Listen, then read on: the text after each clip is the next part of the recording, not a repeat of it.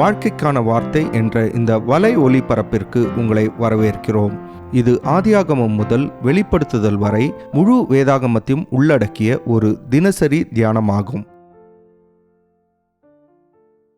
ஆதியாகமம் 41 அதிகாரத்தில் ஒரு நாள் எகிப்தின் ராஜா இரவில் தான் கண்ட சொப்பனங்கள் நிமித்தம் மிகவும் கலங்கி போய் எகிப்தில் உள்ள சகல மந்திரவாதிகளையும் சகல சாஸ்திரிகளையும் அழைப்பித்து தன் சொப்பனத்தை சொல்லி அர்த்தத்தை கேட்டான்.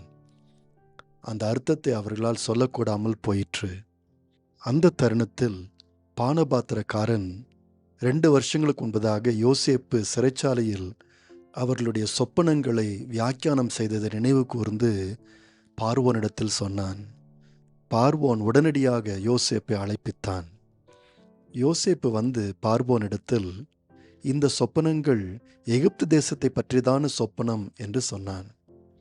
7 வருஷம் மிகுந்த பரிபூர்ணம் இருக்கும், அடுத்த 7 வருஷங்கள் கொடுமையான பஞ்சம் இருக்கும் என்று யோசேப்பு சொன்னான். இந்த பார்வோன் மிகுந்த புத்தி கூர்மையுள்ளவனாய் இருந்தான். ஆகவே உடனடியாக தன் கையில் போட்டிருந்த தன் முத்திரை மோதிரத்தை கழற்றி அதை யோசேப்பின் கையில் போட்டு மெல்லிய வஸ்திரங்களை அவனுக்கு உடுத்தி பொன் சரப்பணி அவன் களத்திலே தரித்து தன்னுடைய 2ஆம் ரதத்தின் மேல் அவனை ஏற்றி எகிப்து தேசம் முழுமைக்கும் அவனை அதிகாரியாக்கினான். எப்படியாகிலும் எகிப்து தேசத்தை காப்பாற்ற வேண்டும் என்று சொல்லி பார்வோன் இப்படி செய்தான். யோசேப்பும் உடனடியாக களத்தில் இறங்கினான். 7 செழிப்பான வருஷங்களில் கிடைத்த எல்லா உணவையும் சேகரித்து பட்டணங்களிலே அவன் சேகரித்து வைத்தான். ஆனால் யோசேப்பும் ஆண்டவருடைய வழிகளை முழுமையாக புரிந்து கொள்ளவில்லை. வெறும் எகிப்தை மட்டும்தான் வரப்போகின்ற கொடிய பஞ்சத்திலிருந்து தான் காப்பாற்றுவதாக யோசேப்பு நினைத்தான். ஆனால் இதுதான் நடைபெற்றது.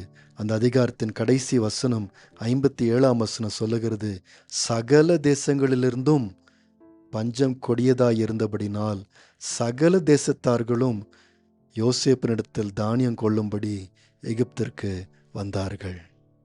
அப்படியானால் யோசேப்பை குறித்து ஆண்டவர் எகிப்தை தாண்டி இன்னும் பெரிய திட்டத்தை வைத்திருந்தார்.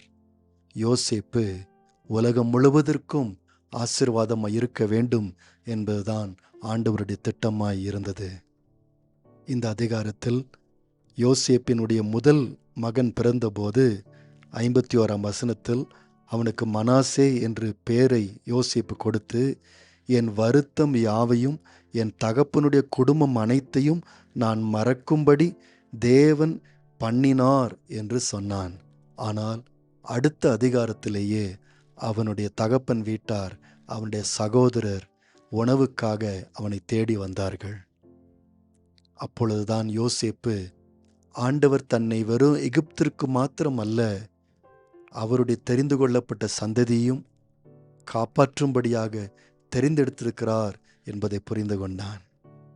தன்னுடைய 2வது மகன் எப்ராயிம் பிறந்தபோது, நான் சிறுமைப்பட்டிருந்த தேசத்தில் தேவன் என்னை பலுக பண்ணினார் என்று சொல்லி அவனுக்கு எப்ராயிம் என்ற பெயரை கொடுத்தான். ஆனால் மற்றவர்களுக்கு ஆசீர்வாதமாக இருக்கத்தான் ஆண்டவர் தன்னை பலுக பண்ணினார் என்பதை யோசேப்பு பின்பு புரிந்து கொண்டான். நண்பர்களே, சில நேரங்களில் நம்முடைய வாழ்க்கை நமக்காக தான் என்று நாம் யோசித்துக் கொள்ளுகின்றோம். ஆனால் ஒரு நாளில் தேவன் நம்மை ஒரு பாத்திரமாக தெரிந்தெடுத்திருக்கிறார் என்பதை நாம் புரிந்து கொள்வோம். சில நேரங்களில் ஆண்டவர் நம்மை மற்றவர்களை ஆசீர்வதிக்கவும், மற்றவர்களை தைரியப்படுத்தவும், ஏன் மற்றவர்களுக்காக ஜெபிக்கவும் ஆண்டவர் பயன்படுத்துவார்.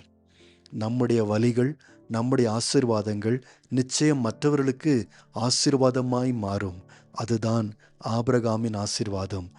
ஆசீர்வதிக்கப்பட்டு எத்தனை பேருக்கு ஆண்டவர் நம்மை முன்குறித்திருக்கிறாரோ அத்தனை பேருக்கு ஆசீர்வாதமாய் இருப்பதுதான் ஆபிரகாமின் ஆசீர்வாதம்.